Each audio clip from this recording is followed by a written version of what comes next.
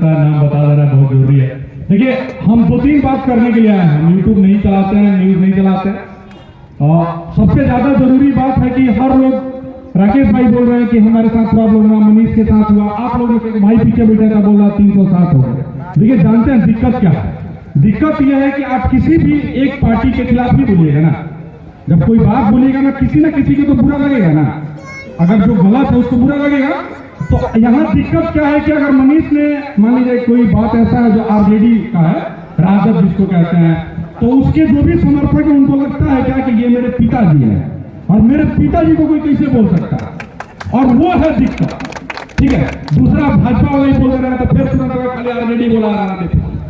तो दूसरा बात यह है कि अगर भाजपा के किसी को बोल दीजिए जो कि, और लोगों को ही नहीं पता कि मनीष का पहला केस भाजपा लोग वाला ही लोग किया था, सही है ना? वो पहला केस भाजपा वाला, पहला घेरे वाला भाजपा वाला, तो बात पार्टी का नहीं है। किसी न किसी को तो बुरा लगेगा ना। अब अभी नीतीश कुमार भाजपा के संग है, तो अब आप बोलिएगा तो भाजपा को बोलिएगा, लेकिन जब वो आरजेडी के संग रहेंगे तो किसको बोलिएगा? आरजेडी को बोलिएगा। अब आरजेडी को बोलेगा, उम्मीदवार है का जी, आरजेडी को नहीं बोलेगा। तो ये आरजेडी को बोले चाहे नीतीश कुमार को बोले। देखिए, हम एक और बात आप लोग से बोलेंगे कि नीतीश बहुत सारे लोगों का शिकायत ही होता है कि कह देते हैं कि हमको जो है फला नेता ने फंसाया है, कह देते हैं जी। तो सरकार में आप हो, अगर नौकरी राज्य में मिल रहा है तो उसका क्रेडिट आप लेने के लिए बेचैन हो कि हम सरकार में है, नौकरी मिला है तो क्रेडिट हमको मिलना चाहिए। तो आपके राज्य में फर्जी मुकदमा हो रहा है तो उसका क्रेडिट किसको मिलेगा भाई? आप ही को ना मिलेगा।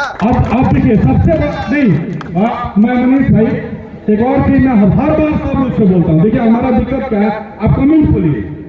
अगर किसी बात को आप विरोध कर रहे हैं जिससे आरजेडी से रिलेटेड है, उसके सारे समर्थक लोग बिना इस बात को जाने कि आप उसी का बात कर रहे हैं। अगर मनीष किसी विद्यालय का, मान लीजिए ये सामने आपका विद्यालय है, अगर उस विद्यालय का आवाज उठा रहा है तो पढ़ाने का खाली जिम्मा मनीष के या राकेश के या जीपीएस के घर का बच्चा नहीं ना पढ़ता है, उसमें सभी के बच्चे पढ़ते हैं ना।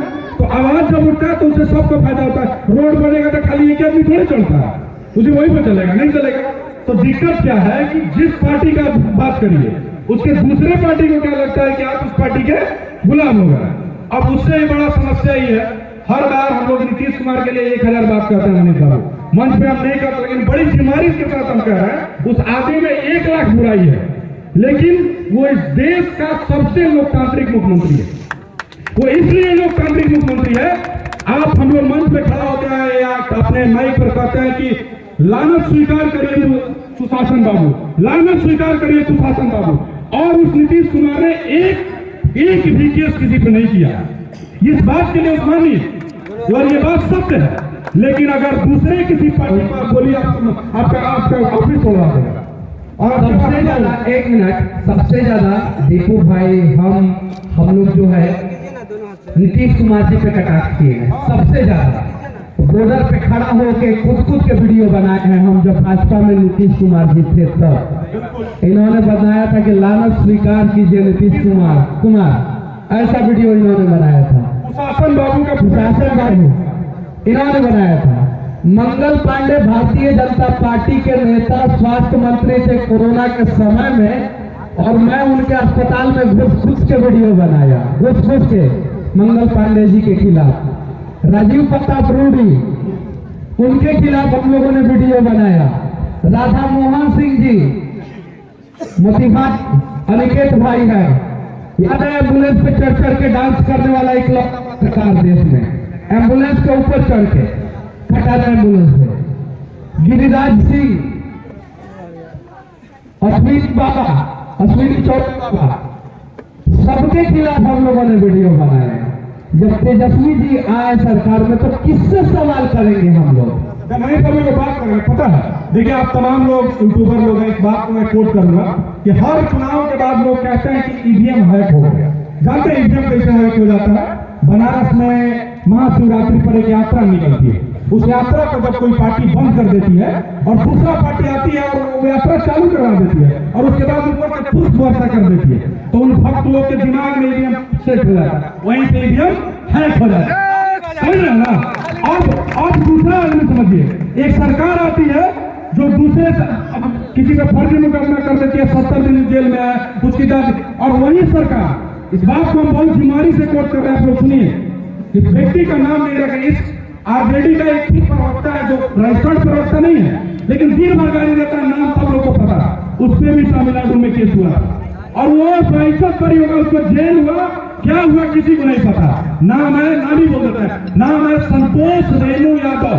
पता है ना तमिलनाडु में सब पे केस हुआ था, चूंकि उस पर आरजेडी का हाथ था, उसको छोड़ दिया गया। ये किसी मीडिया में नहीं है अमरीका में। उसका वीडियो आप देखिए जिसमें वो कहता है वहां के, मैं इस मंच से मैं चाहता था उसका नाम ले लो, मैं ये कोट इसलिए कर रहा हूँ, नहीं आप समझिए, नाम नहीं कोट कर रहा हूँ, नाम इसलिए कोट करना जरूरी है कि उसके ट्विटर पर एक वीडियो ट्रेंड होता है और ट्रेंड में वो कहता है कि हम खून कर देंगे, वहां के लोगों का खून का बदला खून चलेंगे।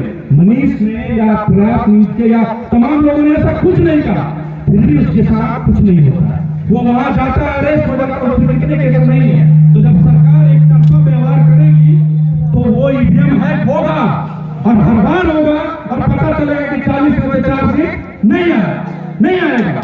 अब कोई दुखी होगा तो कैसे देगा? हमें अपना वोट देते हैं, हम वोट देते हैं हमारे भाई को, हमारे किसी मित्र को अगर कोई करेगा तो हम भी तो जाकर अपना घर में कहेंगे मेरा वोट मत देना, हमारे भाई को फंसा देगा। आप कहिएगा ना जी, तो इतना चाचा के जब कहा गया कि मनीष को फंसा दिया गया, सबको पता है कि फंसा दिया गया, हर मंच से हम लोग, और उतना ही नहीं फंसा दिया गया। हम लोग बात मनीष का करते हैं, बात राकेश भाई का करते हैं कि लोग जेल गए, सब लोग प्रताड़ित हुए हैं, आप तमाम लोग प्रताड़ित हुए हैं।